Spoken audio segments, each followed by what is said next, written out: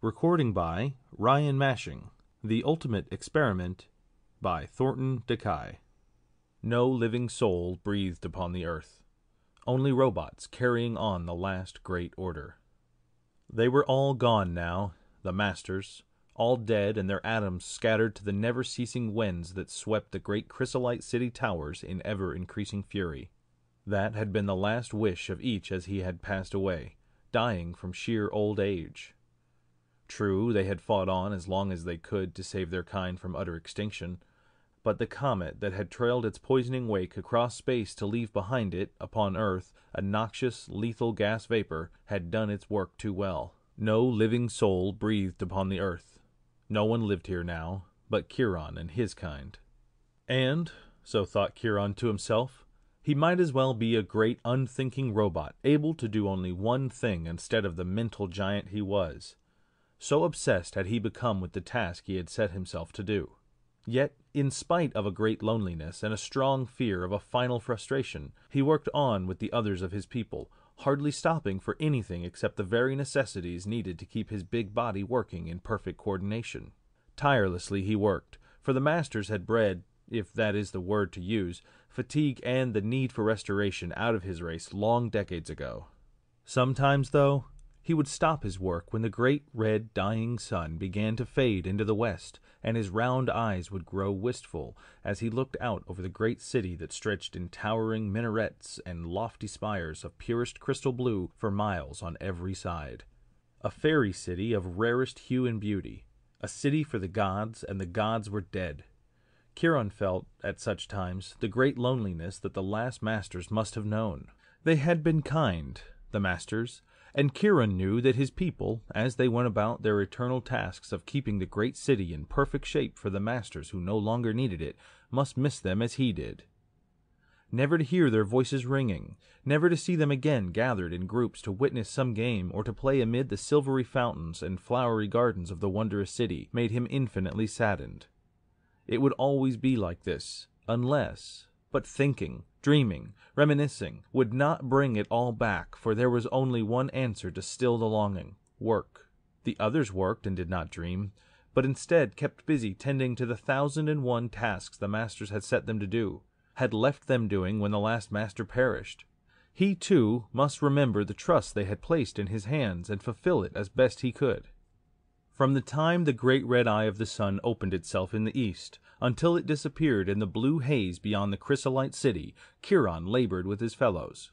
Then, at the appointed hour, the musical signals would peal forth their sweet, sad chimes, whispering good night to ears that would hear them no more, and all operations would halt for the night, just as it had done when the masters were here to supervise it. Then, when morning came, he would start once more trying, testing, experimenting with his chemicals and plastics, forever following labyrinth of knowledge, seeking for the great triumph that would make the work of the others of some real use. His hands molded the materials carefully, lovingly, to a pattern that was set in his mind as a thing to cherish. Day by day his experiments in their liquid baths took form under his careful modeling. He mixed his chemicals with the same loving touch, the same careful concentration and painstaking thoroughness, studying often his notes and analysis charts. Everything must be just so, lest his experiment not turn out perfectly. He never became exasperated at a failure or a defect that proved to be the only reward for his faithful endeavors, but worked patiently on toward a goal that he knew would ultimately be his. Then, one day, as the great red sun glowed like an immense red eye overhead, Chiron stepped back to admire his handiwork. In that instant the entire wondrous city seemed to breathe a silent prayer as he stood transfixed by the sight before him. Then it went on as usual, hurrying noiselessly about its business. The surface cars, empty though they were, fled swiftly about, supported only by the rings of magnetic force that held them to their designated paths. The gravoships raised from the tower dromes to speed silently into the eye of the red sun that was dying. No one now, Chiron thought to himself as he studied his handiwork. Then he walked unhurriedly to the cabinet in the laboratory corner and took from it a pair of earphones resembling those of a long-forgotten radio set. Just as unhurriedly, though his mind was filled with turmoil and his being with excitement, He walked back and connected the earphones to the box upon his bench.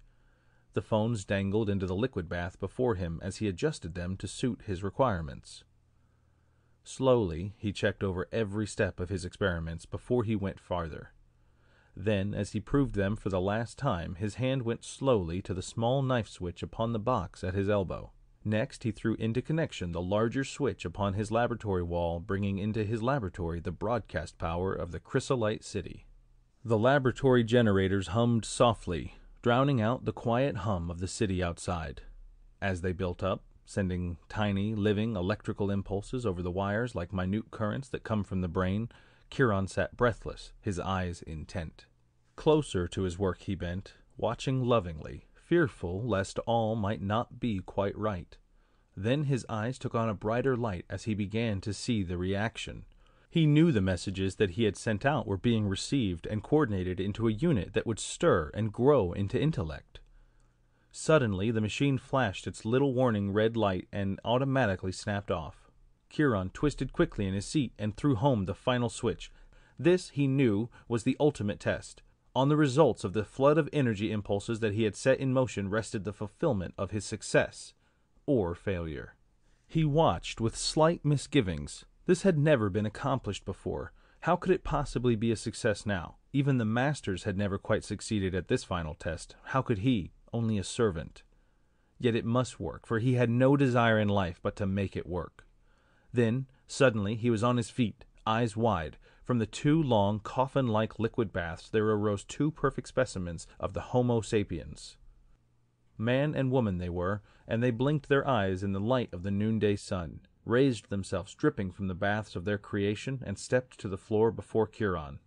"I am Adam too," he said, "created by you, Chiron, from a formula they left in their image. I was created to be a master, and she whom you also have created is to be my wife.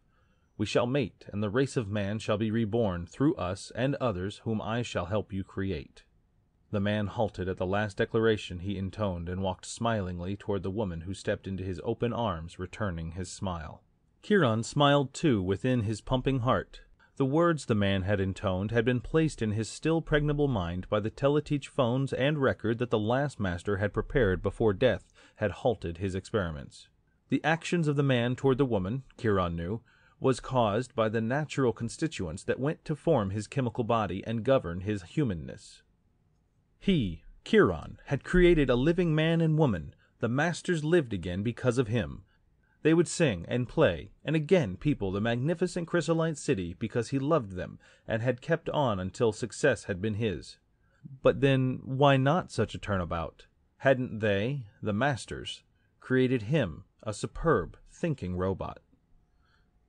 End of The Ultimate Experiment by Thornton DeKy.